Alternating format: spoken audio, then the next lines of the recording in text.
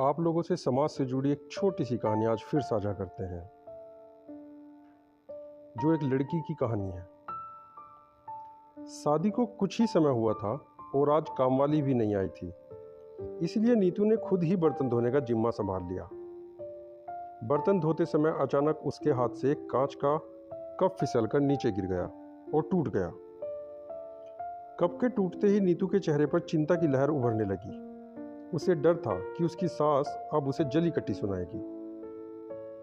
Cup टूटने की आवाज़ सुनकर उसकी सास सुमित्रा देवी जल्दी से रसोई में आई। सुमित्रा देवी ने तुरंत पूछा, क्या हुआ बेटी? नीतू घबराते हुए बोली, माँ मुझसे गलती हो गई, कप गिरकर टूट गया। मैं ध्यान रख रही थी, फिर भी ऐसा हो गया।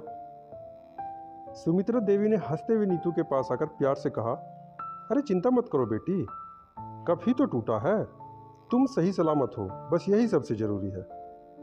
कप तो फिर से खरीदा जा सकता है, लेकिन बेटी तुम्हारी मुस्कान मेरे लिए सबसे कीमती है। और देखो, अभी तुम्हारी मेहंदी भी तो ठीक से नहीं उतरी। तुम और राहुल अभी नए नए शादीशुदा हो। एक दूसरे के साथ समय बिताओ और एक दूसरे को समझो। घर के कामों की चिंता मत करो, प्रीति तुम्हारी मदद करेगी। और हाँ, मुझे कभी सास मत समझो, मैं तुम्हारी माँ हूँ। सुमित्रा देवी की यह बात सुनकर नीतू की आंखों में आंसू आ गए। उसने भावुक होकर कहा, माँ, मैंने अपनी माँ को तो छोड़ दिया था, लेकिन यहाँ आकर मुझे दूसरी माँ मिल गई। आप मेरी माँ से भी ज़्यादा ममता से भरी हुई है। अगर मेरे मायके में यह होता तो माँ कुछ न कुछ कह देती। रात को नीतू सो नहीं पा रही थी। उसकी सोच बार बार शाम की घटना पर जा रही थी और वह अतीत में खो गई। उसे याद आया, जब उसके भाई अभिषेक की शादी हुई थी, उसकी माँ शांति देवी ने उसकी भाभी स्वाति पर घर के कामों की सारी जिम्मेदारी डाल दी थी और कभी एडजस्ट होने का समय ही नहीं दिया। हर छोटी मोटी गलती पर माँ का मुंह फूल जाता था। एक बार स्वाति से भी एक गिलास टूट गया था। तब शांति देवी ने उसे बुरी तरह डांटा था।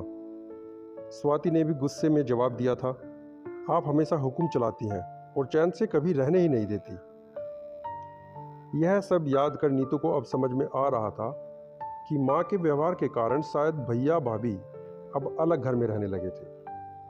लेकिन आज की घटना ने नीतू की सोच बदल दी थी। उसे अब लगने लगा था कि हर सास बहू के रिश्ते में ऐसा नहीं होता है। नीतू ने सोचा कि वह माँ से बात कर ले। उसने फ़ोन उठाया और देर रात अपनी माँ को कॉल किया। फ़ोन उठाते ही शांति देवी ने पूछा, सब ठीक तो है ना? राहुल या सास से कुछ कही सुनी तो नहीं हुई?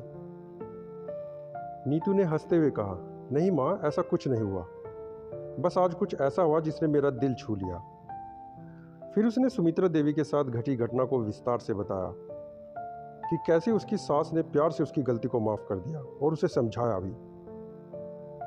शांति देवी ने चुपचाप सब सुना और फिर धीमे स्वर में बोली, बेटा, मैंने कभी सोचा नहीं था कि ऐसा भी रिश्ता हो सकता है। नीतू ने गहरी सांस लेते हुए कहा, माँ, काश आपने भी भाभी के साथ ऐसा व्यवहार किया होता, तो शायद भैया भाभी आज अलग नहीं रहते। सुमित्रा माँ ने मुझे सिखाया है कि सास बहू का रिश्ता प्यार और समझदारी से बनता है। उनके प्यार और समझ ने शुरुआत में ही रिश्ते की नींव मजबूत कर दी। शांति देवी को एहसास हुआ कि आज उनकी बेटी नीतू ही उन्हें एक नई सीख दे रही है, जिससे रिश्ते को मजबूत करने का सही तरीका समझ आ रहा है। यह हमारे समाज से जुड़ी एक छोटी सी कहानी है, जो हर घर हर परिवार से जुड़ी है, क्योंकि ऐसे रिश्तों की उम्मीद हर घर हर परिवार करता है।